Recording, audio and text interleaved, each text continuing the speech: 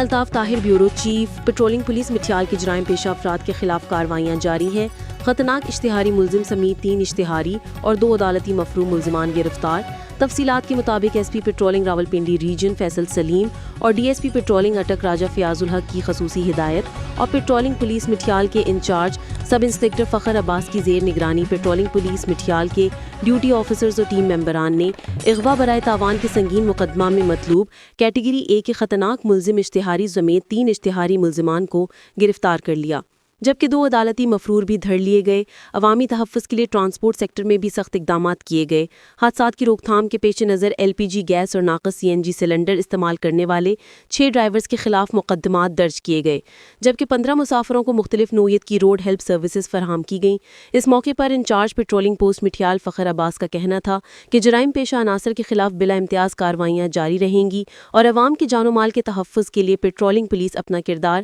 پہلے کی طرح ذمہ داری سے ادا کرتی رہے گی۔